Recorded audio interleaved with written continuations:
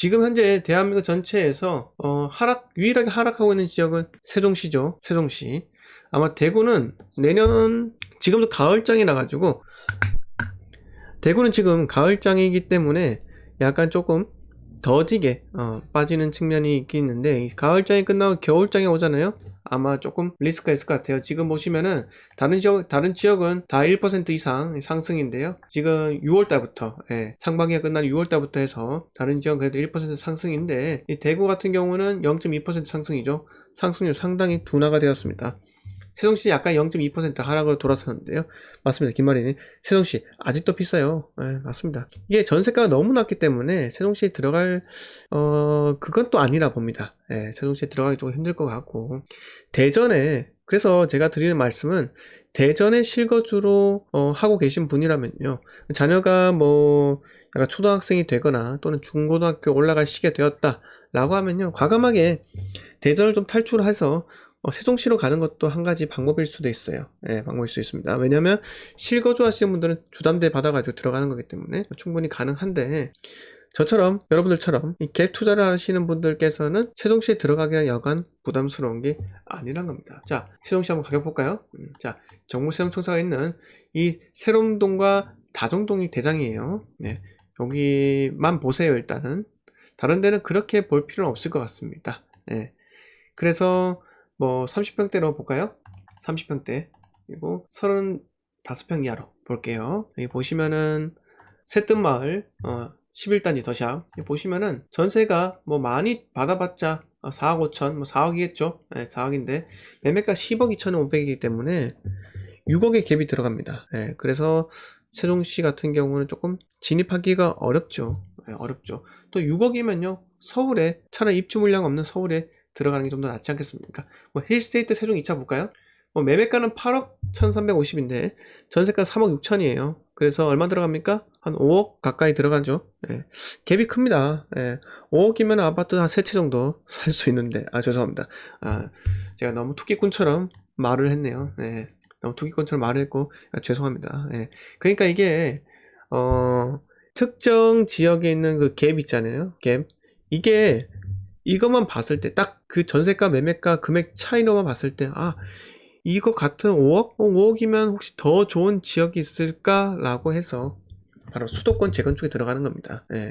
그러니까 투기 세력은 아니지만 투자하시는 분들께서 세종에 좀 덜 오는 이유겠죠. 선율TV님 반갑습니다. 심은진님 반갑습니다. 그래서 세종의 관심도가 상당히 떨어졌다. 그래서 지금 이런 기회가 결국은 대전에 실거주 하시는 분들 또는 세종에 전세로 거주하시는 분들에게 역대급 기회가 될 수 있다. 올해만 지나면 또 매물이 또 공급 물량이 또 잦아들죠. 없어요.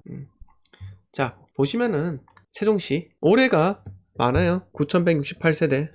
또 내년이면 또 잦아들고요. 그렇기 때문에 대전에 실거주 하시는 분들은 세종을 봐야 한다. 이렇게 말씀을 드리고 싶습니다. 세종 폭락이요? 글쎄요, 폭락이 과연 집값 폭락이 많아봤자 15%, 한 20% 정도 빠지는데 그것도 개눈 감추듯 사라집니다. 그래서 하락이 올 때는 그 아파트 그 세대에서도, 그 단지에서도 제일 안 좋은 악성 물건들 있죠. 그런 것들이 보통 큰 폭으로 빠지기 때문에 왜곡도 많아요. 겁먹고 또 로얄동 로얄층 갖고 계신 분들도 던지는 경우도 있긴 한데, 또 그런 분들도 어떻게 생각할까요? 좀 적지 않겠습니까? 적지 않을까요? 꿈나무님 반갑습니다. 꿈나무님 반갑습니다. 근데 지방 같은 경우는 한 7억대로 됐다가 한 5억 후반대까지는 떨어지는 곳도 있을 것 같아요. 제가 아는 모 지역의 모 아파트도 지금 한 7억 중반까지 찍었다가 지금 급매물이 6억 5천, 6억 7천까지 나오고 있거든요. 이 말이 뭐냐, 아직 하락이 시작도 안 됐는데 이렇게 급매가 나오는 건요, 먼저 선진입한 사람들이 빠져나가는 그런 걸 수 있습니다. 그래서 아마 그 6억 5천이 로얄동 로얄층이던데, 그렇게 빠진다는 건 6억 7천입니다. 6억 7천이 그만큼 빠진다는 거는 앞으로 좀 그 뷰나 뭐 뷰가 갇혀 있고 뭐 조망이 없고 층이 낮고 그러면요, 5억 후반까지 충분히 빠질 수 있다고 생각이 들어요. 그래서 6억 초반으로 안착되지 않을까 이렇게 생각이 합니다. 생각을. 자, 첫 번째 뉴스입니다. 외국인과 정반대로 간 개미 12년간 누적 수익률이 무려 이렇게 합니다. 코스피 3분의 1을 차지한 외국인이 주가에 엄청난 영향을 미치는 거 다들 알고 계시죠? 지난 9월 9거래일 연속 순매수하던 외국인이 지난달 29일 6,600억 원 순매도로 돌아서자 코스피가 1% 넘게 추락했다고 합니다. 자, 외국인 따라하기 수익률이 낮다고 하는데요. 우리가 외국인들이나 기관들 따라서 투자를 하면은 성공할 확률이 높다고 하는데 외국인이 뭐 조물주인가요? 네? 뭐 애수님, 뭐 하느님 그런 건 아니잖아요. 외국인도 똑같아요. 네, 똑같습니다. 인간의 불안정한 심리를 갖고 있는 그런 것들은 그런 사람들이란 거죠. 외국인들. 네. 그래서 외국인 따라하기가 실제로 수익률이 낮다. 네. 한국거래소에 따르면 외국인 매수세를 확인하고 사흘 뒤 같은 10종목을 따라서 샀다고 가정할 경우 수익률은 평균 마이너스 1.5%이다. 지난 8월 외국인이 순매수를 많이 한 코스피 10종목의 다음 달 평균 하락률은 10%였다. 외국인이 산 주요 종목을 따라 샀다가는 손해를 볼 가능성이 높다는 것이다. 이렇게 하셨는데요. 네. 늘 제가 말씀드리잖아요. 네.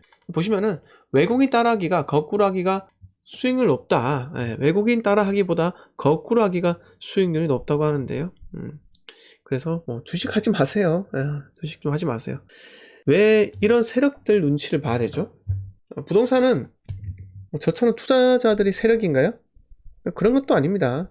투자도 가서 물리고 하는데요. 그분들 뭐 세력이고 그분을 따라서 했다가 무조건 100% 돈을 버는 게 아니라요.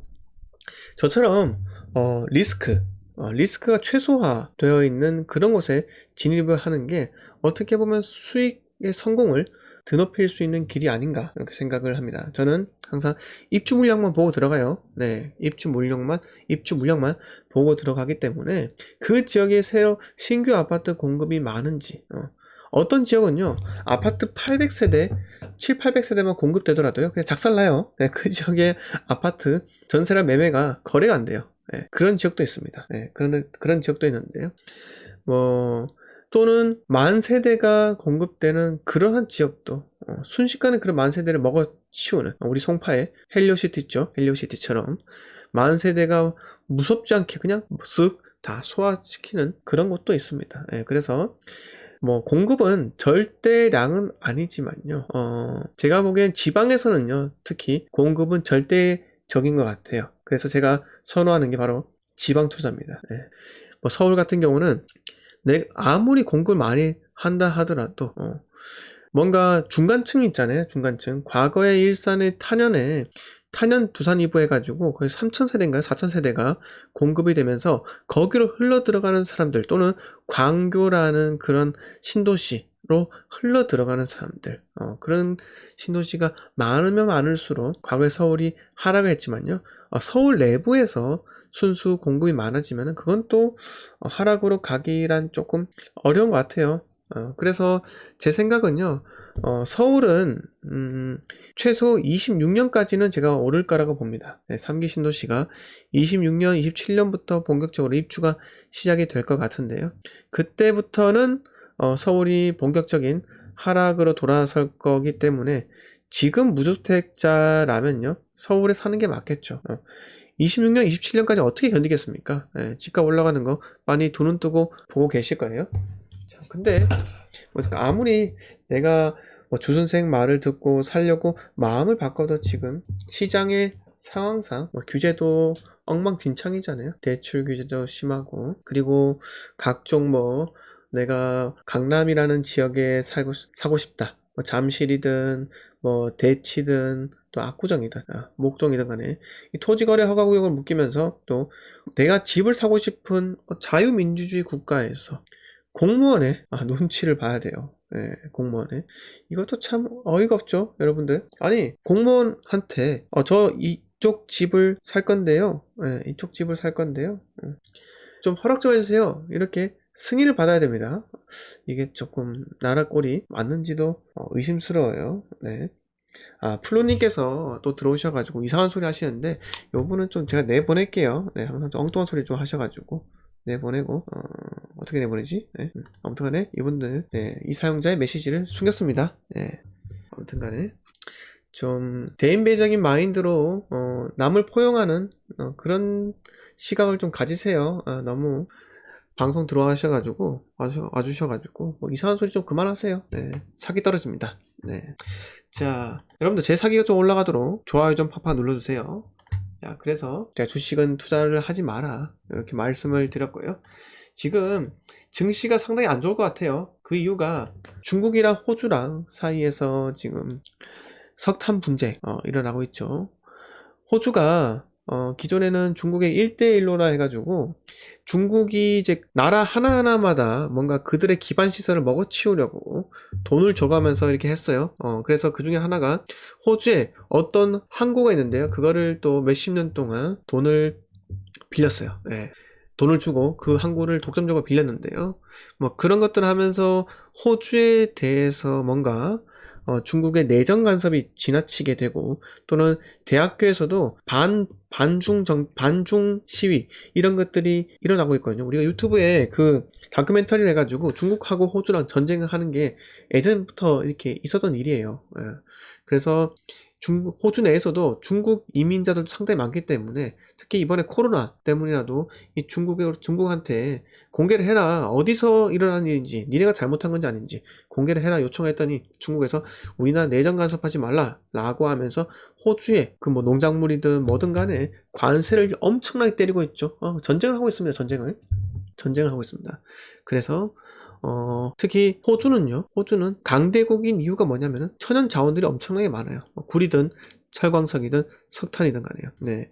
그런데 그 석탄 가격도 최근에 원자재 급등으로 오르긴 되었는데요. 중국이 지금 호주의 석탄을 수입을 못하니까요. 안 하는 건지 모르겠지만은 못하기 때문에 지금 중국의 전력난이 엄청나게 심하다고 해요. 한국에서 중국으로 진출한 기업들 있잖아요. 포스코나 현차 같은 경우도 전력난에 시달리고 이렇게 있다고 하는데, 자 보시면 인도도 마찬가지를 해요.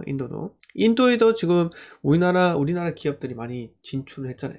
자, 최근 중국이 글로벌 석탄 가격 급등으로 심각한 전력난을 겪는 가운데 인도의 발전소도 석탄 제거 부족 현상을 겪는 것으로 드러났다고 해요.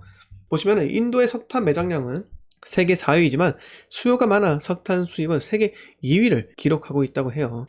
최근 석탄 가격이 급등하자 인도는 석탄 수입을 크게 줄였다고 하는데, 지난달 말 인도가 한 주 동안 수입한 석탄량은 150만 톤 미만으로 지난 2년 새 가장 적다고 로이터 통신은 전했다고 합니다. 네, 그래서 인도도 중국과 마찬가지로 조만간 심각한 전력난을 맞닥뜨릴 것으로 전망하고 있다고 하는데, 이게 제 생각으로는 증시의 코스피 시장에 많은 영향을 미치지 않겠나 이렇게 생각이 듭니다.